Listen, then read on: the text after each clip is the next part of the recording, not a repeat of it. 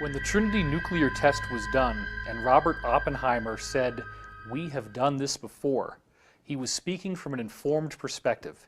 In the ancient Hindu text, the Bhagavad Gita, there is a reference to a bolt of iron charged with the light of 1,000 suns. It describes radiation sickness. It describes elephants screaming and dying. It describes the shadows that are left on the ground after the blast goes off, all things that we're now very familiar with in the nuclear age. The same culture that described what appeared to be the use of a modern nuclear weapon also was describing things like anti-gravity craft that flew through the air with no sound called vimanas. These craft could pass right through a mountain, and they also used some sort of particle beam weapons. You have human-looking beings that are larger than the rest of us and have blue skin, like Krishna, and they also have extraordinary abilities.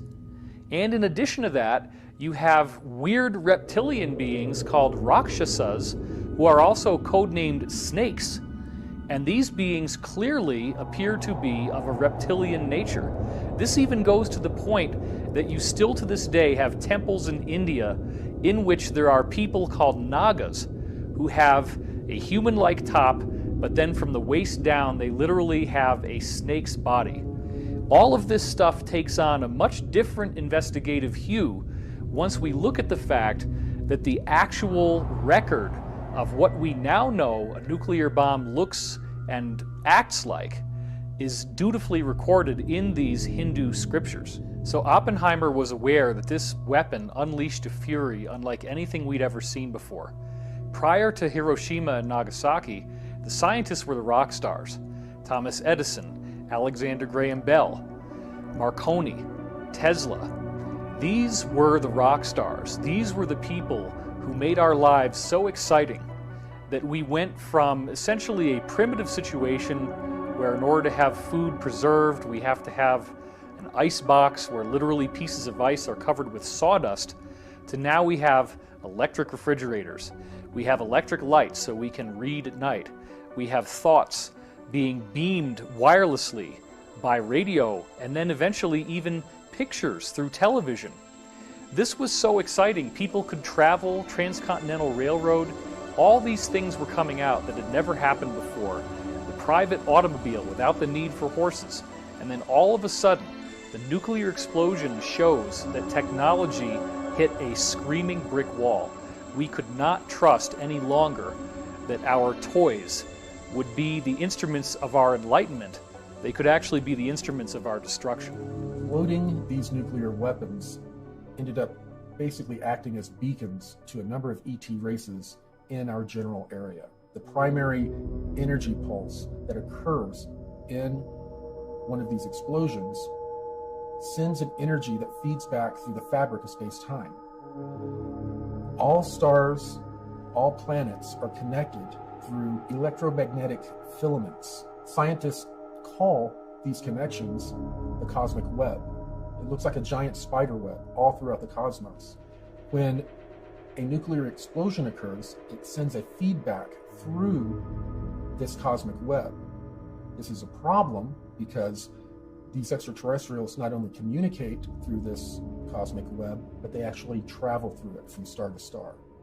Therefore, when we detonated these devices, we sent out a signal saying not only are we at a certain level of advancement, but we're not at a certain level of advancement spiritually. Oppenheimer's key quotes revealed that he did not know what the effect of the detonation of the nuclear bomb would be. When they conducted the Trinity test, they were unaware as to whether or not this explosion would create a chain reaction that could actually destroy the whole Earth. And yet they proceeded forward because they believed that this weapon was the only way they could end World War II, and thus the ends justified the means. With how potent and how powerful these technologies can be, we can never expect to be able to handle them if we operate them from a low consciousness. When you raise your individual consciousness, when you actually make the effort to become more aware of an individual, that has a mirrored effect to society. It's the law of correspondence, as above, so below. So when you become more conscious of an individual, that makes society itself raise in consciousness. And when each one of us, every single one of us, begins making ourselves more aware, society itself is going to become more aware. Multiple insiders with credible military and corporate backgrounds have said that extraterrestrial spacecraft have appeared over nuclear missile installations and have completely powered them down. First, I'd like to briefly describe the incident that I experienced in March 1967.